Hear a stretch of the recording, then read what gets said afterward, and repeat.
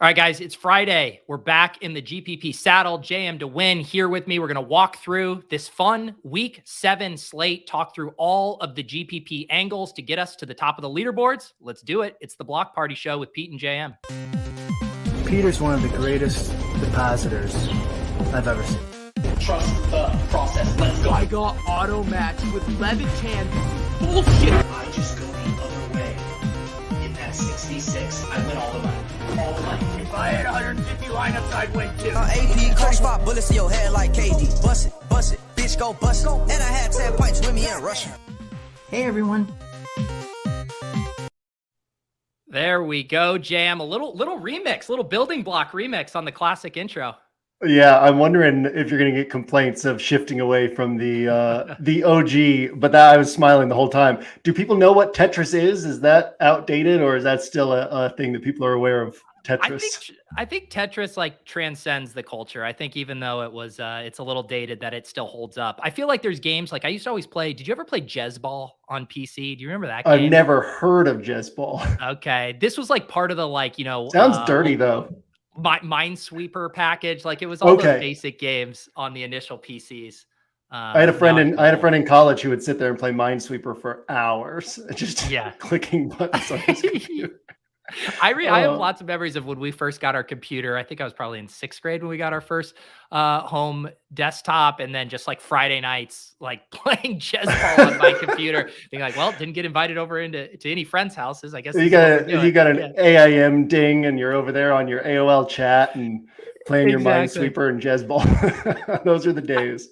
All right, since these guys, the chat is making me feel boomerish, I am just going to show you a screenshot of this game right here, Jezball. So it was this thing, and then you would basically make lines, and then it would put the balls in smaller quadrants, and you basically couldn't have the ball hit your line, but you kept trying to break up the balls. So anyways, I digress. This game is dope. It was pretty fun. It is true, though. There's something about some of these old games that are like fundamentally awesome. There you go. Jezball was amazing. Exactly. How was your week 6 slate here? Week 6 was okay. It was profitable in props, so that's I think 4 out of 6 weeks where we brought back some money there. And main roster finished. I think I built 33 rosters this last week. Had some extra time. Got to do some multi-entry. My main build finished 32nd out of those 33 rosters. So it was one of those weeks, all the way to the left, all the way to the right. But I had 20% of my rosters in the top 2% of the slant, had a couple sweats in there. So that's always fun. But yeah, finished a little bit down in DFS, but good weekend in terms of like overall approach and play. Had some Tyquan Thornton rosters that really helped out on those Jamar Chase builds. So yeah, not bad, not great, but ready to get to this week. For sure. Yeah, I had a big tease last week on my main lineup where I had a Jamar Chase, Andrews, Tyquan Thornton, Traquan Smith start. And I was like, all right, I guess I can play the best plays. And then of course the Eno flop, Kyler and Marquise Brown don't get there. And it's so hard to hit the nuts early to where you have the green light to fully play the chalk. And it was a disappointing sweat. Let's say that. Would the other pieces have done anything for you if you'd left in like what you originally had?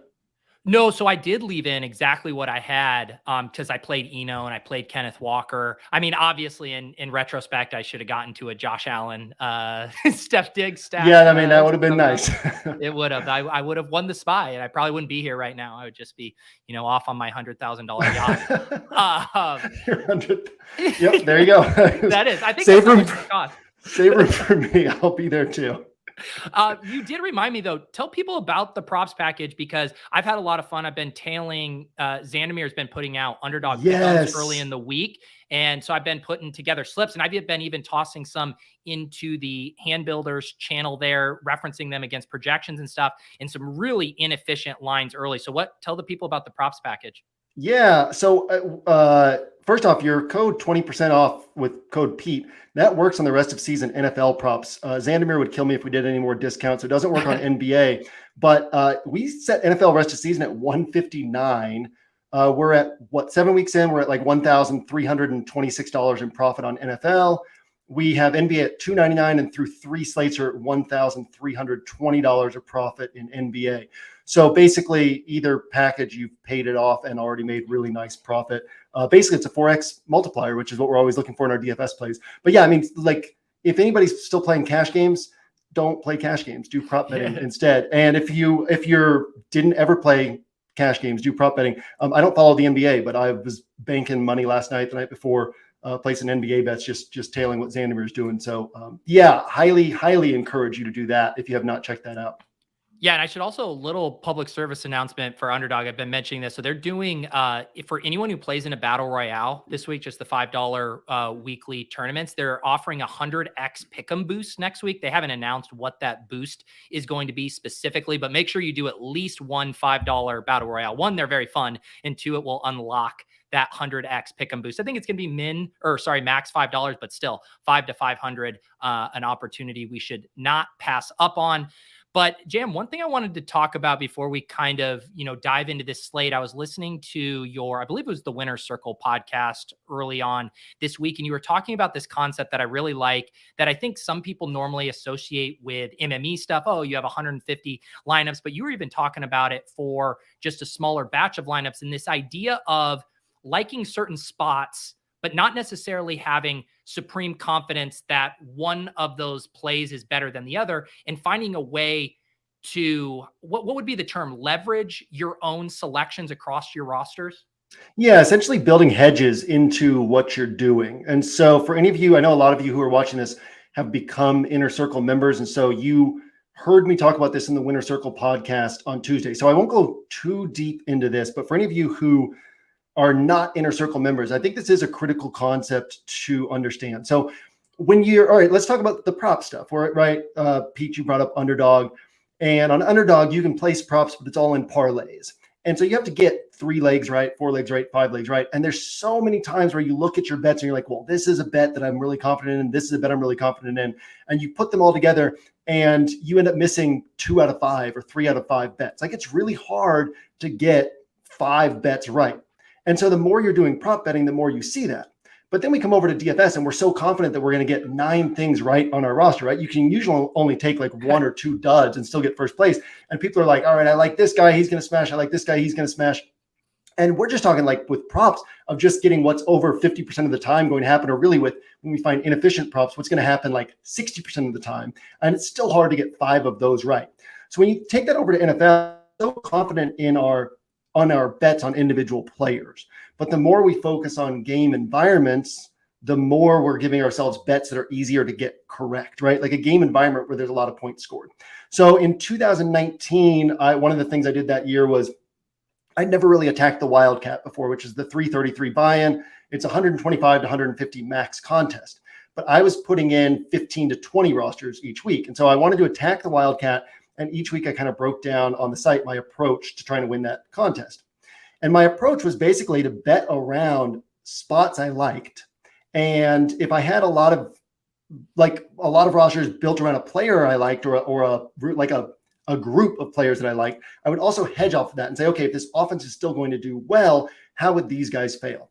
And so the best example was, it was like 7 or 8 weeks into that Wildcat experiment, I ended up taking down first place. And what I had was the roster that won first place was a roster that was, or a block of rosters, had I think 19 rosters that week. I was betting on the Jags passing attack doing really well against Tennessee.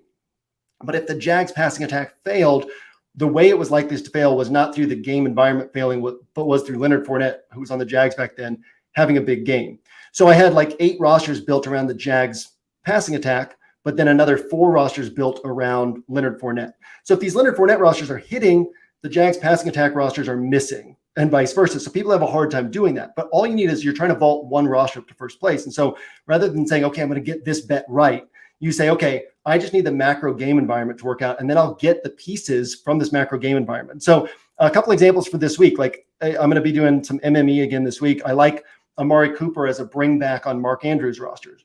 But I'm also aware that if Amari Cooper misses, the Cleveland passing attack is still concentrated, still likely to put up some points. So I'll have a little bit of Donovan Peoples-Jones, a little bit of David Njoku on my MME builds. Same thing. Like, I like Romeo Doubs. I like Allen Lazard. Allen Lazard's going to be way lower owned because he's a little bit more expensive. So I'll be more Lazard than Doubs, but also have some Doubs basically saying something in my eye, basically saying, if this guy misses, it's not probably because this game environment is missing or this offense is failing, but more so because this other guy is taking the points. And so kind of getting those hedges allows you to maximize your money over time. And again, people think of it as like, oh, but if I'm doing this, if this roster is hitting, this roster is not hitting. And that's a bad thing, but that's actually a good thing because you just want that first place finish and you're giving yourself fewer bets to get right in terms of finding the right game environments, the right offenses. So yeah, I mean, it's just something that's underutilized. And again, you don't need to be putting in 150 rosters. You can be putting in, 20, 25, 30 rosters, 10, 15 rosters, and just think through like what game environments do I like the most and then play around with those.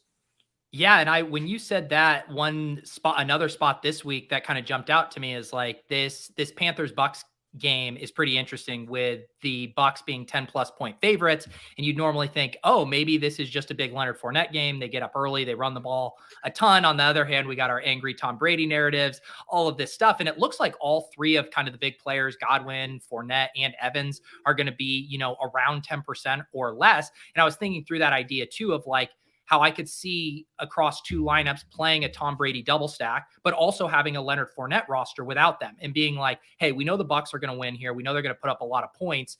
That could come in a variety of fashions, and where like the Fournette game is probably slightly negative correlated probably with a big Brady double stack game, and trying to think, I want to be directionally accurate on this game, but I don't have overconfidence in the pieces that are going to get it done. Yeah, I like the way that you phrase that, directionally accurate. And it's not as if like a huge Leonard Fournette game means that Mike Evans is completely disappointing. Now, if you have like the full stack Brady, Godwin, Evans, that's probably not winning a tournament on that roster, but you can still cash with that roster. Like that can still put up 60 combined points and Fournette can put up 30 points of his own.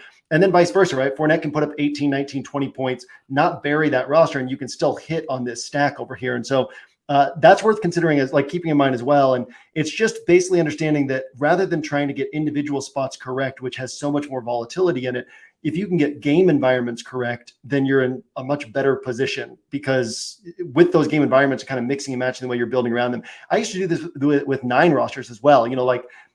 We used to have a rule of 1 Vikings piece, like minimum 1 Vikings piece per roster, because they were such a concentrated offense, always put up points. And so whether it was when Diggs was there or when Jefferson took over, you could just say like, okay, this roster has Thielen, and then these 3 rosters have Diggs, and then these 3 rosters have Dalvin Cook, and kind of just mix and match things like that to where no matter who hits, you're taking advantage of that. And then, if you're building a bunch of rosters, it's not bad to have, same as if you're doing parlays, right? This one or two bets that you're like, all right, these are going on every roster or almost every roster.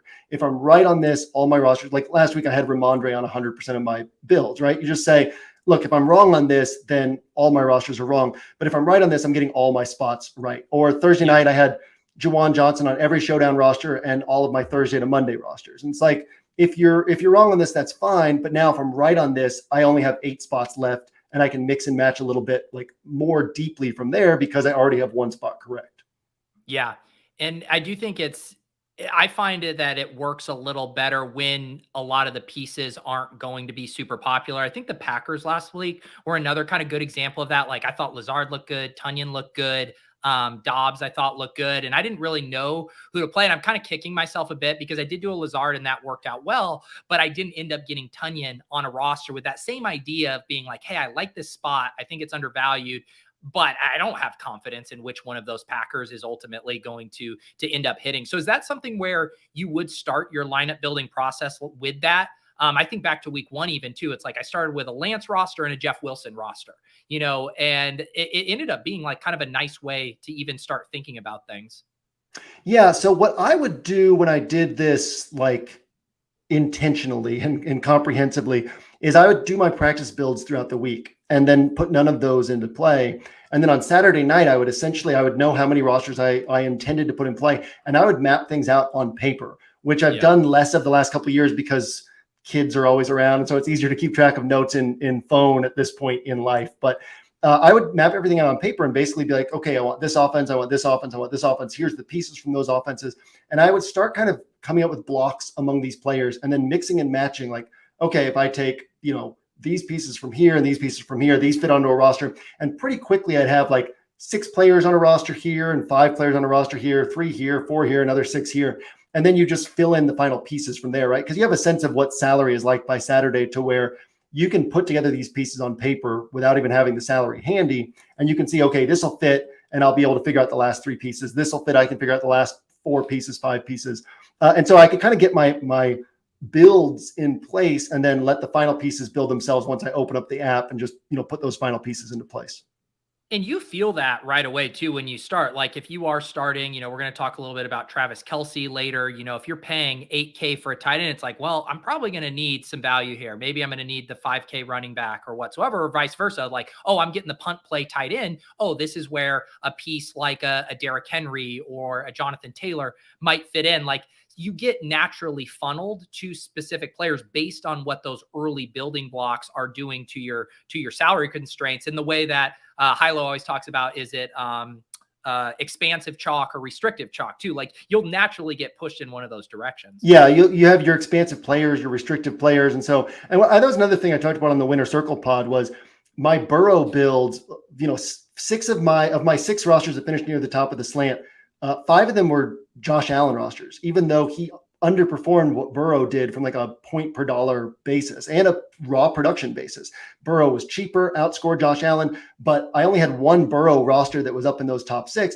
And the reason was because the Josh Allen salary forced me over to Tyquan Thornton on those rosters. So I didn't have Thornton on my Burrow builds, but Thornton was kind of on my list. And so those Josh Allen rosters, it was like, okay, I've got Josh Allen, I've got Jamar Chase, I've got Stephon Diggs. I need this salary saver. Tyquan Thornton's the guy I want. And so it's the same thing if you're building on paper is once you put Josh Allen plus Stephon Diggs here, and then you're like, oh, I'd love to get Jamar Chase on here as well to have 2 of these high-priced wideouts. Like, okay, I'm going to need a cheap guy. Where's my cheap guy list? Let me pull this guy in. And so it kind of becomes a nice way to see the slate because the salary, kind of where you need to go on these pieces. And then you put those 5, 6, 7 pieces into the DraftKings builder, and you're like, okay, I have this much salary left, and here's how I fill out those final pieces on this roster. Yeah. And I do think it is a really good exercise too. And again, I've been taking to heart more of the getting used to doing practice builds on Saturdays and getting a feel for that. And then, the certain pockets of like, all right, if I want to work around this building block, I am going to have to find a sub 4K wide receiver that I like. And then it allows you to look closer at that versus, oh, I do have salary here. I'm going to get to pick which of my kind of pay up low owned wide receiver running backs I want. And it gets you thinking in the various kind of tiers and layers of the board for that week. This is actually making me miss hand building in a notebook, like talking about this, but it's one of those things. I think we talked about this a few weeks ago about how Sonic does, Sonic, who's our MME guy on OWS. He does meditating, like to kind of get a sense of like who he likes. And he credits his Millie Maker win to his meditation, like a player who kept popping into his head. And it's not what I've said about that is maybe Sonic's a wizard, right? And he can meditate and know which player is going to hit, or maybe it just allows him to approach things differently than the field. And so you naturally end up on different players, different types of builds. And that's so critical. And so whatever it is that you can do that approaches building a little bit differently than everybody else approaches building allows you to kind of have that edge where your rosters are going to look different. So it's the same thing with the hand building and the thinking about putting your rosters together and the way you hedge things and all that is you kind of end up on these players who are just naturally contrarian, or these players or these roster constructions that are naturally contrarian, just from a standpoint of approaching things differently than the field is generally approaching things, where the field is like, okay, this guy's a great value, and then this guy is the best point per dollar quarterback, and this is who I stack them with. And when everybody thinks in kind of the same lines, they end up with builds that look very similar. So any place we can think differently gives us an edge. Yeah. And like back to that hedge thing, this was something that I implemented a little bit with best ball this year, where early on I thought Rachaad White was an incredible value and I was drafting a ton of him. And then, old Peter would have been like, that's your bet. You're going to take no Leonard Fournette. This is your guy. You need Leonard Fournette to get hurt, Rachaad White to take over. That's your path. But then realizing that, one, I thought Leonard Fournette was a good value as well, and that having a Rachaad White position wasn't, mutually exclusive with being in on Leonard Fournette and thinking about, hey, I like this situation. We know the Tampa Bay backfield is a gold mine for high value touches. How can I have my cake and eat it too? Well, then I started balancing it out with a lot more Leonard Fournette late, knowing that this portfolio, one of those could potentially shoot up to the top of the leaderboards because the other bet was wrong. Yeah. And it's hard in best ball because each draft is like you have a finite number of drafts you can do in these tournaments. And then each draft takes 45 minutes to an hour. So you're almost like, well, now I'm investing this whole draft into Leonard Fournette, and I've invested all these other ones into Rachaad White. But yeah, I mean, that's something that we all struggle with, right? Because you want that bet to be your bet. And I had that with Kenneth Walker and Rashad Penny. My first few rosters had Kenneth Walker. And then I was like, I started falling in love with Rashad Penny. And then I was like, let me just go deeper and deeper on the Rashad Penny bet. And now I'm like, well, what was I doing? Like I was building with Kenneth Walker, and my very first draft had Kenneth Walker. And now, I've got like 8 Kenneth Walker rosters, maybe 5 Kenneth Walker rosters, and all these Penny rosters, right? And just kind of having that flexibility to know that some of your rosters are going to fail no matter what. And so basically saying like, but if this roster fails because of this, now I have another roster that's succeeding because of this one failing. That's such a good example. I won't get us too far off the rabbit hole, but Sean Siegel over at RotoViz, the godfather of zero RB, his top 2 picks on his zero RB list this year were Kenneth Walker and Rashad Penny. And people were having a hard time wrapping their head around it. And then you see how the season plays out, and it's like, no, you completely get it. Rashad Penny was crushing when he was the starting running back, and Kenneth Walker is crushing when he is the starting running back, because he was directionally accurate on this backfield being a gold mine for value. Yeah. And again, it's a hard thing to do because you think that you're going to be able to get everything right, but you're not going to be able to get everything right. So once you kind of grasp that and grasp how impossible it is, you realize that the whole game we're playing is different from what everybody thinks it is, where everybody thinks it's predicting things and trying to get everything right. We should instead be accounting for the fact that the math just doesn't make sense with that approach. And so how can we turn the math in our favor? And that's one of the ways we can turn the math in our favor is kind of hedging our bets in different places. And basically in the same way that we try to leverage other people's rosters, right? Where we say, hey, look, I've got Kelsey, and so I want Mark Andrews to disappoint, and so I'm going to take Rashad Bateman and basically hope that these are taking away points from the Mark Andrews rosters, or I'm going to take Devontae Adams this week because Josh Jacobs is going to be 37% owned. Devontae Adams, if he's getting all the touchdowns, he's taking away points from Josh Jacobs. Like, we think about that strategically in terms of other people's rosters versus our own rosters, but we can also think about that strategically on our own rosters by basically saying, look, if I'm going to have a bunch of Josh Jacobs, I'm going to have some Devontae Adams as well, so that I'm accounting for what can happen in this spot. Yeah. A lot of people only build one lineup. And so obviously this concept isn't necessarily going to come into play, but you can see as you do 2 lineups, 3 lineups, 5, 10, whatever that number is, you can start to employ this a bit. But I'm also never going to begrudge anyone for only wanting to build one lineup, putting all of your focus. Yeah. And I mean, I'm like one of the few people who you can watch or listen to who often builds only one lineup. So, I mean, I feel like if you're watching this show every week, you get plenty of one lineup thoughts. And I'm kind of at a point in the season with a little bit more time where work stuff is slowing down to where I am able to build more rosters. And so I'll kind of have more thoughts on multi-entry stuff moving forward as well. But yeah, I mean, if you're building one roster, it's a different approach, but also you can say, look, I've got this bet on this roster, but also I'm going to hedge that with the way I'm doing my prop bets over here, right? I mean, that's another way that you can do that. And, or I'm playing, the full slate here, and I'm playing the main slate here. And on the full slate, I'm doing this. On the main slate, I'm doing this. And so, yeah, I mean, there's plenty of ways that you can kind of play around with this stuff. And like you said, Pete, it can be 3 rosters, 5 rosters, but being like aiming to be directionally accurate can be so key, because a lot of times you'll get these games right and the players wrong. And so this allows you to get those players correct, even though you're wrong on the guys you think will hit.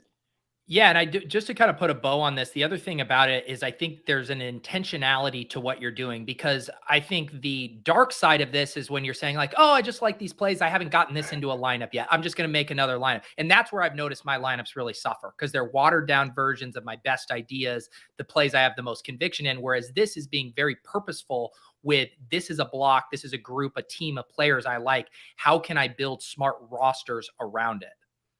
Yeah, the more focused and intentional you are in anything you're doing, the better you're going to perform at it. And same thing with DFS rosters. And I had that, I was thinking through that last night building showdown rosters. There were some players who were on none of my builds, and I started thinking, I should get them onto some of my builds. And then it was like, well, no, they're on none of my builds because these are not players that I'm betting on this. If these guys hit, that's fine. This is not my slate. But if they miss, I'm now 100% capturing the fact that they missed because they're on none of my builds. And so, yeah, you still have to go with the spots you have conviction on. And then in those spots, you can basically say, hey, maybe I'm wrong on the players I think will hit. Let me account for that as well. This is a good question. I'm curious, if you had unlimited time, or let's say you somehow got an extra 2 days on your weekend before the slate, you didn't have to deal with kids and family and business. How many lineups would you build? Like, how far would you push it of like, I could build 100 good rosters? I'm curious, like where's the tipping point there for you? I don't know. I think every week's different. It's kind of by feel. I would certainly love to build 100+ rosters. And I think that you could, basically if you're building, as long as you're building plus EV rosters, they're going to make money over time. Right. And so that was why last week it was like, oh, I've got some extra time. I'm going to get 33 basically it was like however many rosters I can build that I feel are plus EV, I'll put them in, and it ended up being 33 rosters. And so this week it might be 50, 60 rosters, and another week it might be 10, 12. But yeah, I mean, I think that as many plus EV rosters as you can build, then you allow your EV to kind of play out in a shorter time span, right? Because you're creating a larger sample size. So yeah, I mean, sometimes it's nice to go with the single entry approach because it kind of forces you to really get down to who your favorite plays are. But other times it can be valuable to just say, look, let me put in a bunch of rosters. If I think that I'm building plus EV rosters, let me put in a bunch of rosters and just know that this allows my expected value to kind of work out and by creating a larger sample size. For sure. That makes sense. Let's talk about this slate. Got definitely some early ownership projections and stuff in here. I was looking at some of the kind of optimal lineups. It does seem like this week is far more wide open than last week. The chalk not quite condensing as in a big way outside of maybe Josh Jacobs and CeeDee Lamb, who look to be extremely popular this week. But what's kind of your 10,000 foot overview, kind of first thoughts of this week 7 slate?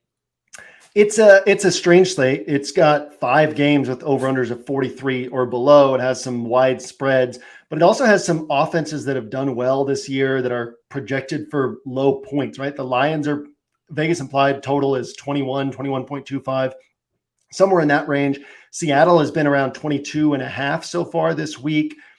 Cleveland is 19.5 is last I looked against Baltimore. Cleveland has scored 26 to 30 points in 4 of their 6 games. And so, yeah, there's a lot of opportunities to move in different directions. At the same time, there aren't that many quarterbacks who really look that good, right? I mean, the guy who's grabbing the most ownership, and he was on my first 2 practice builds, is Geno Smith.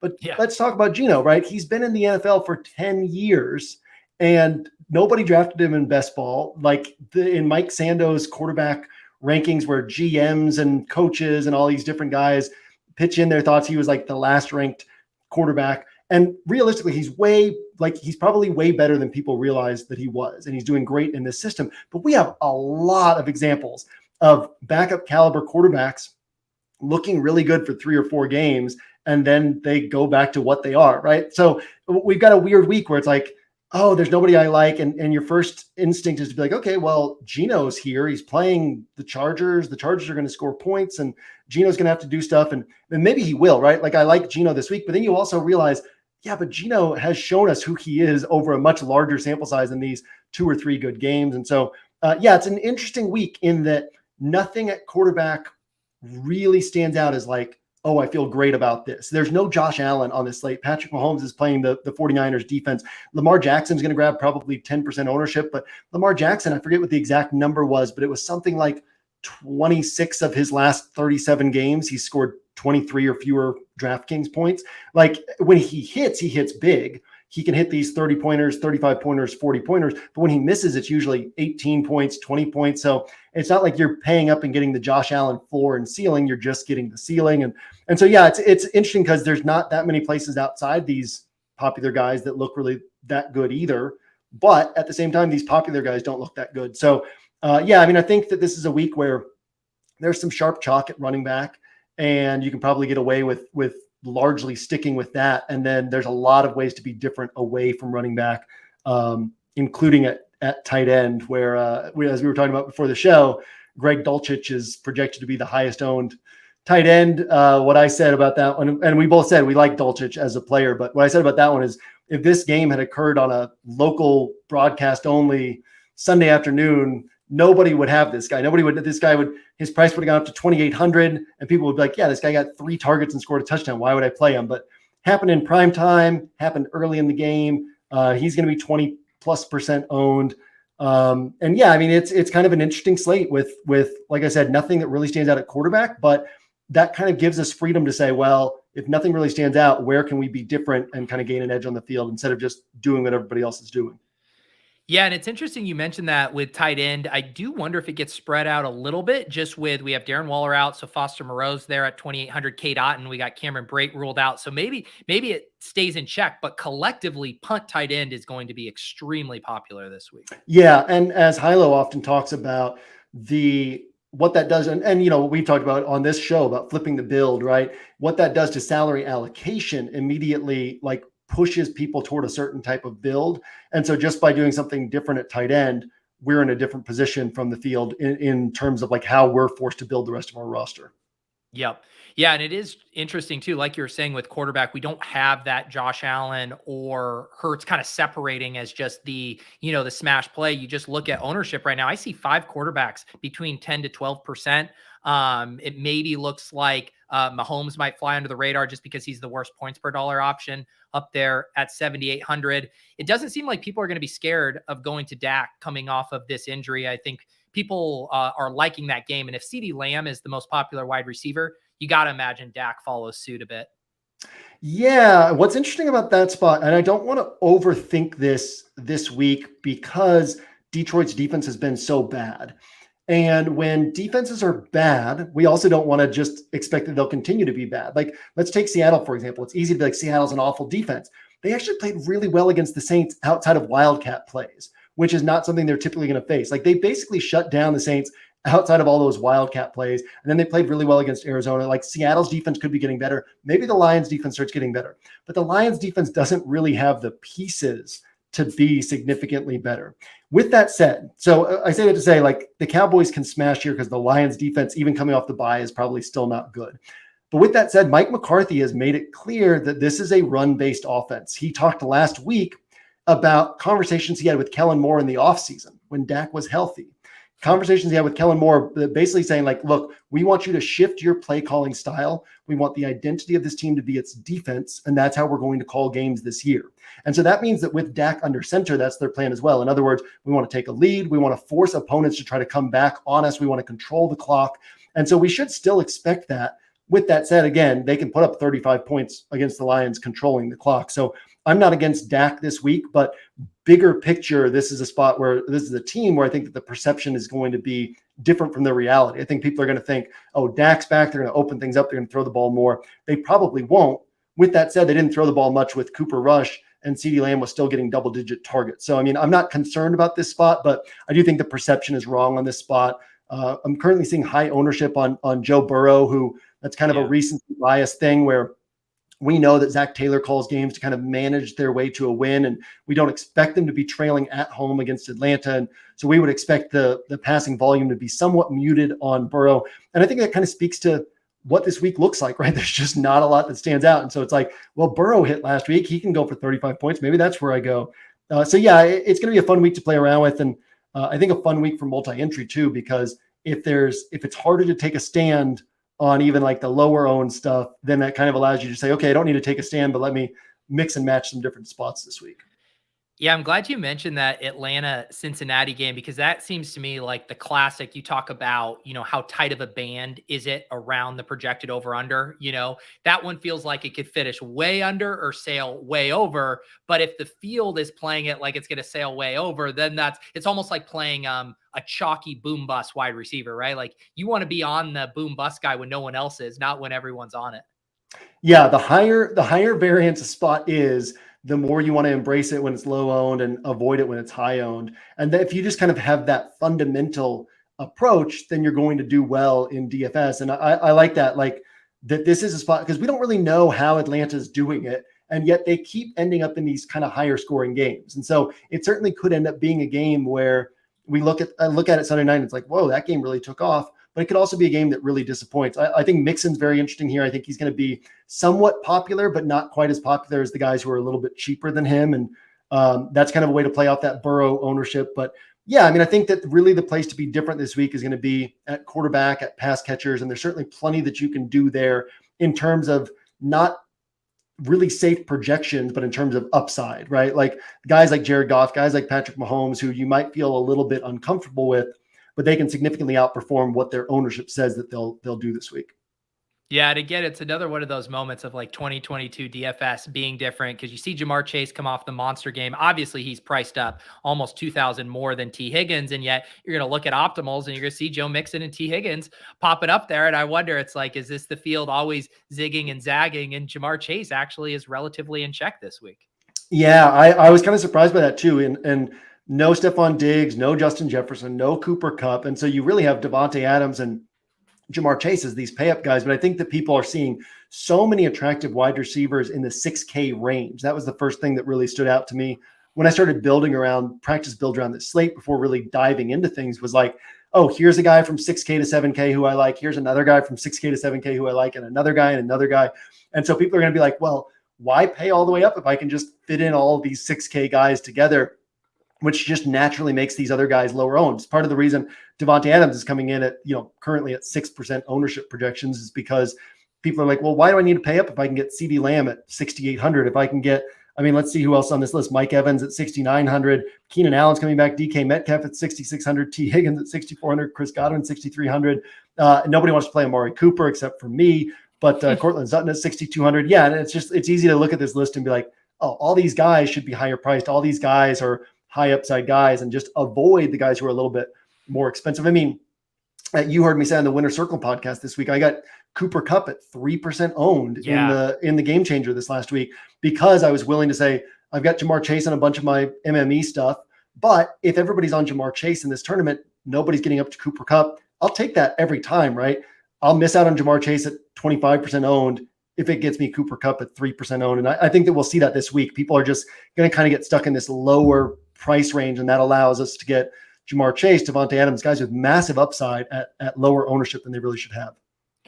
One thing that's kind of breaking nicely too, as far as late swap stuff, is, the two most popular running backs, Josh Jacobs and Kenneth Walker, both playing in the 4 p.m. slate too. So this is going to be one of those slates where you can get a lot of information early, especially if you're leave those running back spots open, and then knowing, hey, I got Breece Hall. I have, stuff with the Niners, maybe Dameon Pierce. Like, there are options to go if you don't want to eat that late chalk. Yeah, this is a week where you can build, and I always like to know what my plan is for those swaps too, in terms of like, okay, here's the guys who would fit. Here's kind of the pieces I can mix and match, as opposed to trying to figure it out on the fly when you get there. And so if you have that sense of, okay, I've got 5 guys going in the early games, and I did really well, and I feel like I can get away with keeping Jacobs and just stay ahead of the field.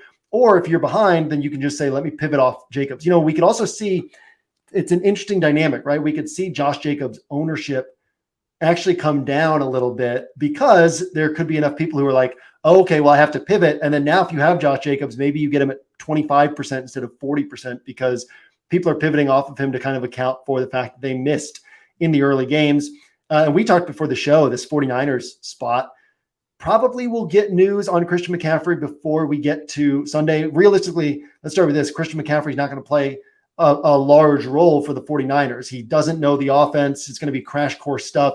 But Kyle Shanahan has talked about getting a red zone package in for Christian McCaffrey, getting him up to speed on red zone stuff. But what if we get to Sunday, Christian McCaffrey is inactive, and then nobody has Jeff Wilson in this late game? And so that's another guy that we can shift to if everybody is on these other running backs, and we can have those guys in our roster and then have that flexibility to move around as we get to the late games. I'm glad you mentioned that dynamic about Josh Jacobs' ownership potentially coming down, because I was on the flip side of that. I was referencing that Kyler Murray roster I had going early, and I thought Kyler to Marquise would be pretty contrarian. It seemed like the ownership was in check. And then his ownership, Marquise Brown's, comes in at like 13-14%. And I think it's because a lot of people who were behind pivoting off of Metcalf and Lockett. And so it's like, come on here. I thought I was, it's these guys coming over and steaming up my play, but it can work in the other direction as well. Yeah, it's the worst when that happens. You think you're doing something different. I don't know if you ever do those flash drafts, but you draft like the second quarter, the third quarter, and if you just tell a story and do one or two things differently than everybody else, you're in great shape. But you'll have that time where you're like, all right, this guy's a lesser play than these other guys. I'll click this guy, and then he's like 60% owned out of those 3 players. Like, oh, come on, this guy is not the best play. Everybody jumped on this guy. I could have gone with the best play here. So. And that's obviously part of the fun of DFS, but I think this is a week to be proactively thinking about that in terms of how you're putting together your rosters and how you're thinking through things on Sunday. All right. It's now time for everyone's favorite portion of the show. We are going to dive into one of JM's building blocks here and build out a lineup on DraftKings.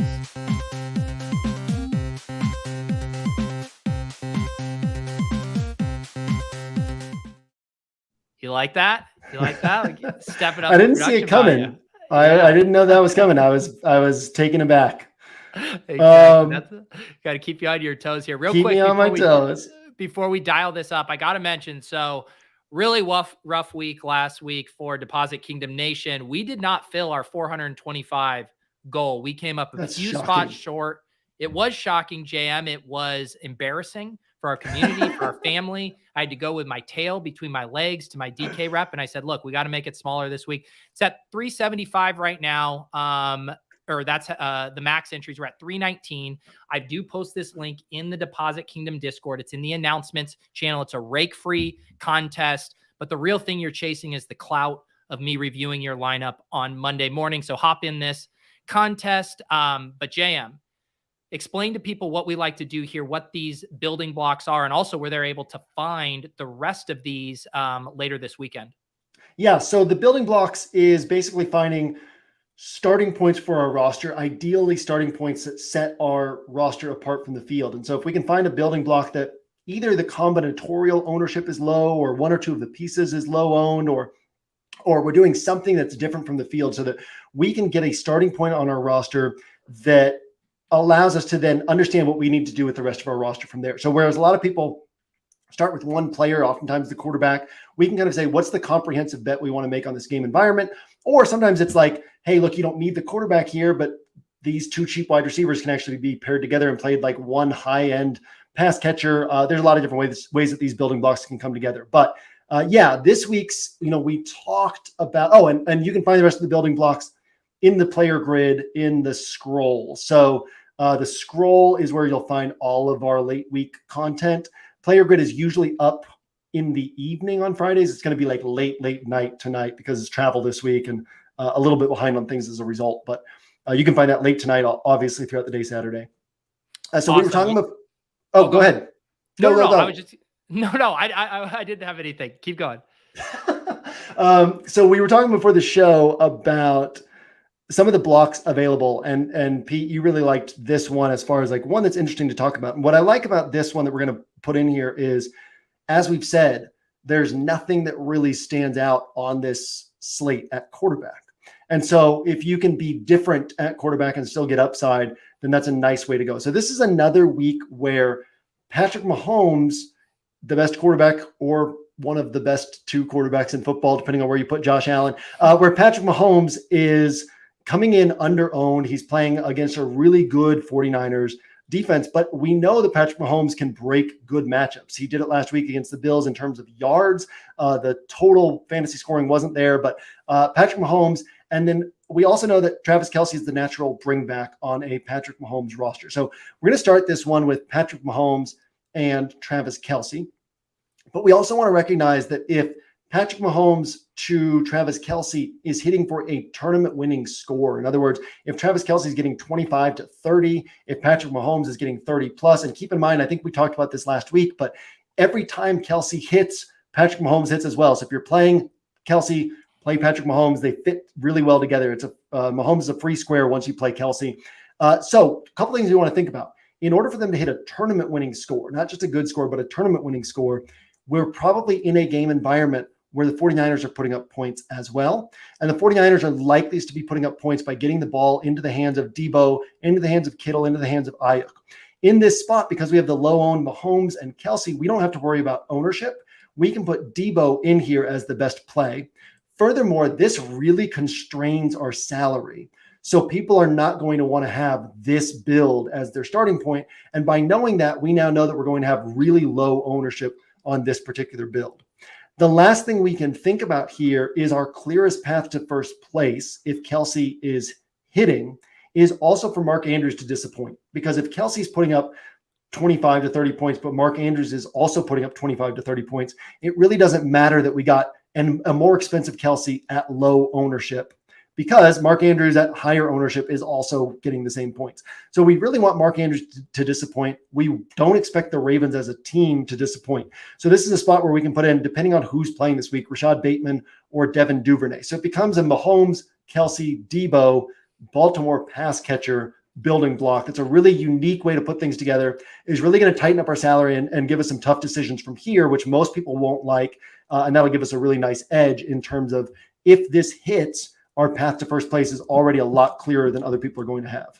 Yeah, I love this building block because, one, I think it's going to be very uncomfortable for most people. I mean, you just immediately saw what happens to your salary when you do this. And also, it's just going to put you into some tough decisions. We're going to have to get creative as far as value. And I do think a lot of people who go down this path, they're going to hit the dead end and start over and say, you know what, I kind of like this lineup better with Geno Smith at quarterback. Yeah, so, or they'll say, oh, I can pivot from Debo down to Ayuk. I can pivot from Kelsey down to Kittle. I can, there's it's very easy to say, okay, well, this doesn't work. Let me do something different. So you just know that you're getting low ownership on this entire block.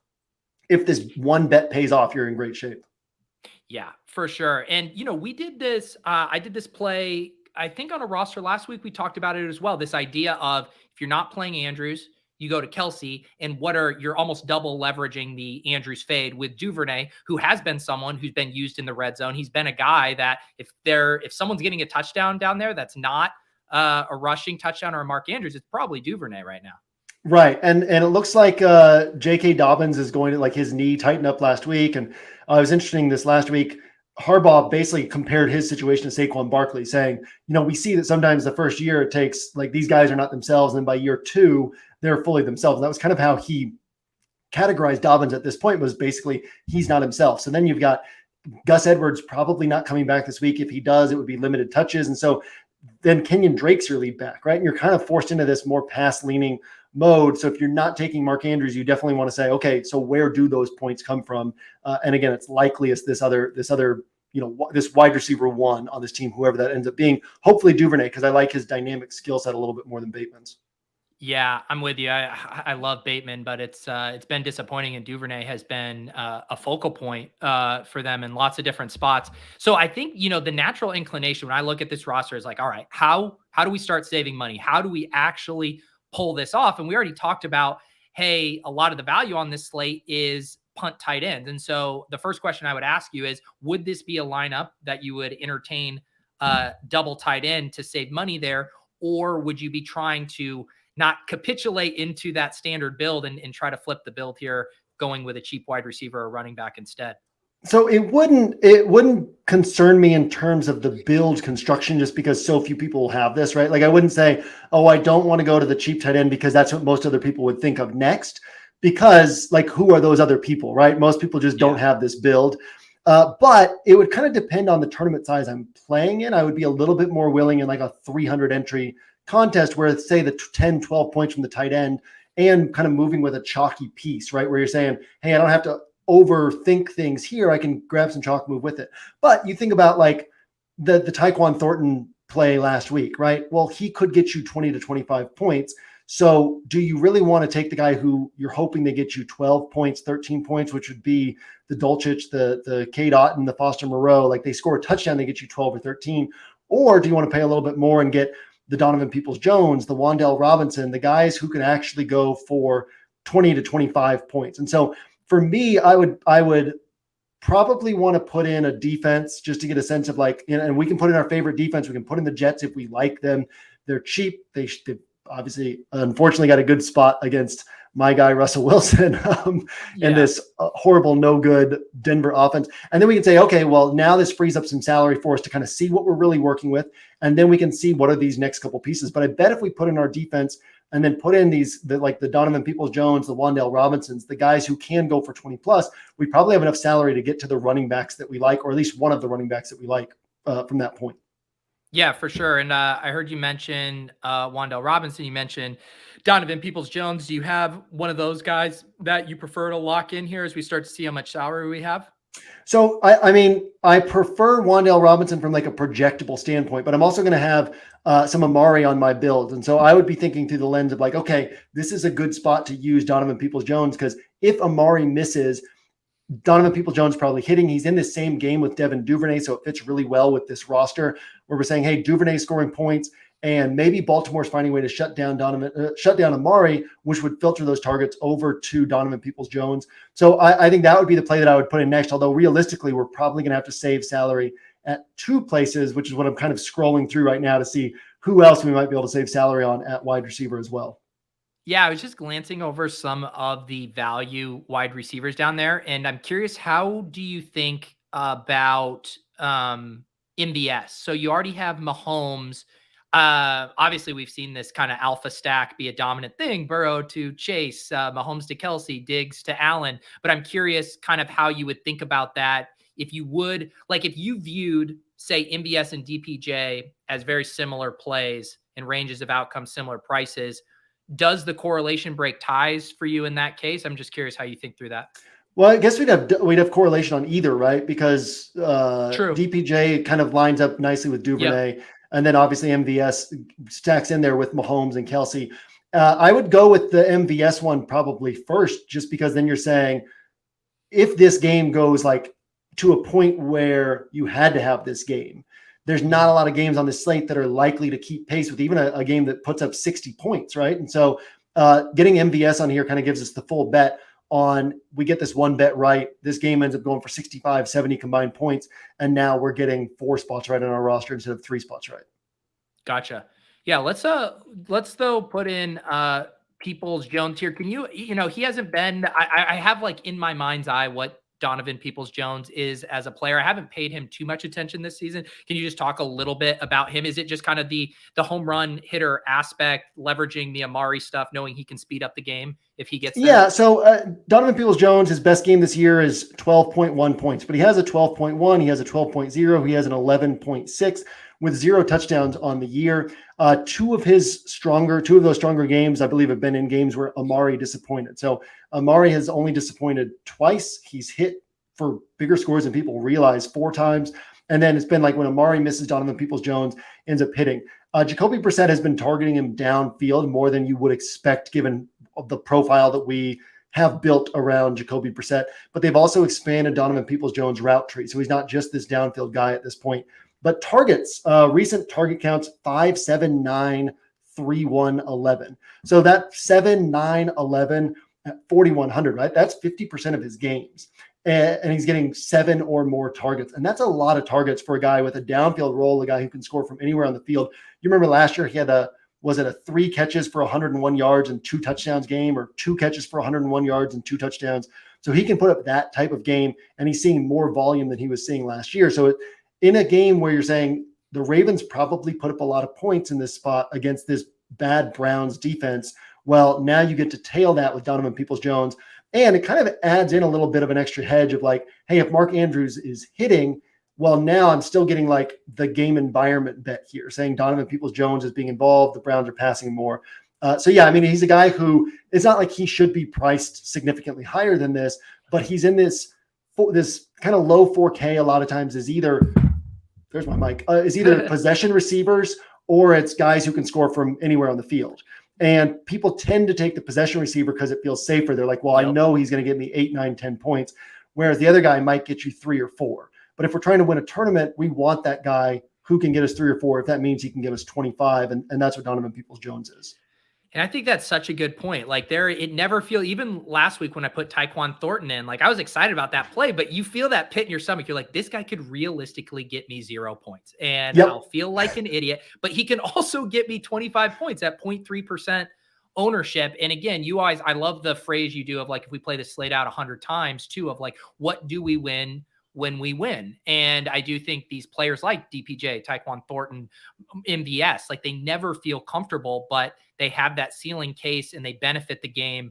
So yeah, it's tough and to do it. And I do like the no on the Amari thing as well. Like if Amari's not racking up volume in one of your other lineups, how did that happen? Well, maybe Nick Chubb has a 2 TD game, or maybe Donovan Peoples-Jones gets loose and speeds up the game. And those are less possessions for Amari. Yeah, and also Duvernay, we're basically playing him as a guy who can score from anywhere on the field, right? So that also speeds up the game. That gives these extra possessions to Cleveland. Wyatt Teller's out for the Browns offensive line, so tough spot for them to run the ball this week.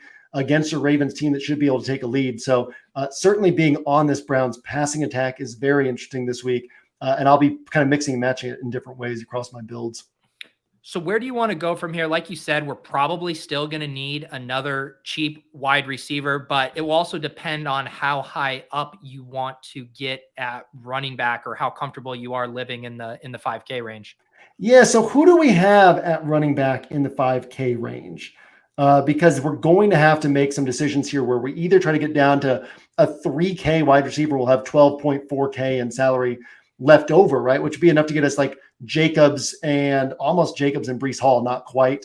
Or we could go down to like the JD McKissicks. We could go down to really, that's the guy who we would probably end up taking. And he basically becomes, JD McKissic becomes another one of these. And we're at this point, we're kind of building like a mid to large field tournament roster. But JD McKissic becomes like one of these downfield wide receivers in that he can get you 4 points, 5 points, 6 points because he doesn't have a projectable role, but he can also get you, he can get you 20, 25 points in this pass catching role. And these pass catching backs can be really valuable in these large field and midfield tournaments. So he's interesting. Or in that same game, you and I talked about this before the show, but Brian Robinson is a guy who he's a yardage and touchdown back, but he got 17 carries in his first game, and they were force feeding him the ball. Like Ron Rivera was using Brian Robinson as an excuse for why Washington wasn't performing up to their standards through the first few weeks. He was like, well, we're missing Robinson and he's a big part of what we want to do. It's like, he is set on featuring this guy. And realistically, we think of this as a spot where it's like, oh man, the Packers are going to run away with this game, but probably not, right? So Brian Robinson at 5,500, we might be able to go Brian Robinson. I guess Brian Robinson plus Romeo Dobbs would get us 2 Titans salary for what we would really want to do. But yeah, there's some cheaper running backs that we could feel fine about this week. And I think that's going to be kind of what we're going to end up on is like one of these wide receivers who, whether it's like a 4K guy or like a cheap guy who can hit, and then try to squeeze in Josh Jacobs if we can and see what we're working with from there. Yeah, the only other guy I would mention, and Anthony brought him up in the chat, that's pretty interesting to me down here is ETN at 5,400, a guy who I kind of want to keep betting on before the breakout, with the idea of almost treating him like a rookie in the same way we see these guys come on. But it's tough down there. I do see people mentioning the Chuba. You do have Deontay Foreman at 4K. That's one of those two where it just almost feels like it feels safe, right? Like, Deontay Foreman is going to get 10 touches, but then he really what's their path to 20 points? Yeah. So here's one also, Justice Hill. Justice Hill is going to be back this week. J.K. Dobbins is going to be somewhat limited and certainly not going to have a large role. So Justice Hill in these games with J.K. Dobbins playing, he had 8 carries and 2 catches. He had 6 carries and no catches. 3 carries, 2 carries. But he's kind of ascended 2, 3, 6, 8 in rush attempts. And this could be a spot where we see him getting 12 carries and 1 or 2 catches. If Kenyon Drake's not taking over the backfield, it's going to be Justice Hill getting the touches here. And so he's 4,200. He plays in with this game environment we're building around. And he's a guy who literally nobody's going to be on. And when we're talking about, we get so focused on the position we're talking about, right? And we've talked about this on the show before, where it's like, oh, well, I got to get a running back with projectable touches. But these like large field tournaments are often won from people who take the cheaper running back who can go for 20 plus points. Though pass catching running back or the guy without a bankable role who ends up getting you 20 points because you save an extra 2K in salary or so. And now you have a player who's matching the higher priced guys, but nobody's on them. Because I do want to get on a roster like this, I'd love to find a way to Josh Jacobs because he's so projectable this week, right? In terms of the touches and the upside in this matchup, that we're doing enough different that I'd love to be able to ride with the field on Josh Jacobs if there's a way to kind of fit all these pieces together and make that happen. So certainly if we go down to Justice Hill, that's a way to do it because, now we have enough salary left over to put in the Marquez Valdez-Scantling or the whoever else we might want to put in that, 4,700 and below range. Yep. And Justice Hill's ears were burning because we just did get word from Schefter that J.K. Dobbins is officially out for this game. And I like the Justice Hill call. He was, before his injury, he was really carving out a role. And it kind of confirms too how they had been talking about him in the offseason, that he had really earned touches on this offense, and he'd been good with them. So I really like that at 4,200 and furthering the bet on that game. And you talk about this idea of how many things are we getting right in this lineup? We're really limiting it right now to like 2 games. Like it really is this Chiefs game and this Cleveland Baltimore game. That's all we're asking to get right with this lineup. Yeah, we don't think about defense because we know defense is going to be high variance. So we're not like trying to get defense right when we talk about these things. And so basically our 3 bets right now is Kansas City, San Francisco is like a better game environment that people are giving it credit for. Baltimore and Cleveland is a better game environment people are giving it credit for. And then the Josh Jacobs chalk is worth playing, right? And that's like a pretty like condensed number of bets that if we get it right, we can soar up to first place. And I'll also say on Justice Hill, he just kind of came. This is one reason I like doing practice builds. If you are just looking at the numbers, you're not going to look at Justice Hill and say, oh, that's a sharp play. But last week, that was how I ended up on Tyquan Thornton, was practice builds. And then you have $3K left in salary on a roster. And you're like, okay, is there anything here that actually would make sense? You go through all the players and like, well, look at Tyquan Thornton here, right? Like that's a pretty sharp play. So I think Justice Hill kind of comes from that same type of approach where it's like, no, he's not really a sharp play on paper, but could he win you a tournament this week? Absolutely. And at 4,200, that's a shot worth taking. And it's funny you say that too, because like kind of the way in my spreadsheet, when I look at things, I'm often, you got to cap it somewhere when I'm pulling in players to look at them. And so I normally am sorting by ceiling, projection, and then bringing over as many as I could realistically fit. And guys like Tyquan Thornton and Justice Hill often won't even make that cut because they're not projecting for enough relative to the rest. But when you factor in the price and the value and some maybe not baked in upside there, it really can unlock things for your lineup. And it proves to you, if I'm not getting them over on my spreadsheet, it probably means they're nobody's getting them. Yeah. And this is very much, I think even more so than most of the rosters we've built, this is very much a tournament roster. And what I mean by that is this is not a totally comfortable roster. It's not a roster that we've thought through it all logically. It's more like, hey, let's start with this building block. And it's forced the salary into these other places. But then the roster comes together in a very sharp manner where you look at it and you're like, yeah, this could win first place out of 100,000 entries because you have guys who can score a ton of points. And it's very different from what other people are going to have. Yeah. And to give people an idea on this, I always like benchmarking it against like the optimal. So the ceiling optimal I'm seeing right now is around 210. This lineup, and it's not going to include a boosted Justice Hill projection. Right now it's at 180. Ceiling points. I think that'll go up a little bit with the Dobbins news. So it's sacrificing 30 points, but it also has over 110 less cumulative ownership than the ceiling optimal too. So you are sacrificing it. But when you look at things that a median projection can't capture with a Duvernay, a DPJ, an MVS, you can certainly see how this can catch up and easily beat an optimal lineup in a week where the chalk fails. Yeah. We're clearing out we're clearing out Mark Andrews rosters with this build because if our guys are hitting, Mark Andrews is not hitting. And so that clears out our path to first place. We've got low ownership on these other guys. There's a lot to like about this roster. And then these last spots, right? When there's still guys who we can like here. Alec Pierce in a spot where Indy probably won't be passing as much as they were passing last week. Last week, Indy emphasized the no huddle offense. It was their plan going into the game was, look, no matter what happens, we're going no huddle in this one. So that probably won't happen with Jonathan Taylor back. But Alec Pierce is interesting. Wan'Dale Robinson, a guy we've already talked about, will probably be priced around 5,500 once we get another 3, 4, 5 weeks under our belt with Wan'Dale Robinson being healthy. And then, you've got the Garrett Wilsons, the Noah Browns, other guys down here who are certainly still quality plays. Yeah, for sure. And again, MVS is another guy we can throw in there with the stack. Yeah, and I think that makes a ton of sense. And again, this would be a very, a small field, something sub 2K entries, something like this, where we're just making 2 really big concentrated bets is really all we're doing here. Because if you throw out Josh Jacobs, we're just matching the field on a chalk play. It really is 2 kind of contrarian bets that if they hit, you are going to be unique and you're going to hit in a big way. Yeah, what's great about this build is you can play it in a large field contest. You can play it on a mid-sized contest. You can play it in a smaller field contest. I probably wouldn't play it in anything under like 1,000 entries, but qualifiers, a contest where it's like, hey, first place or nothing. A roster like that just makes so much sense because you're able to get so many things that are different, but you really just need 2 things to go right for that roster and you're sitting pretty with it.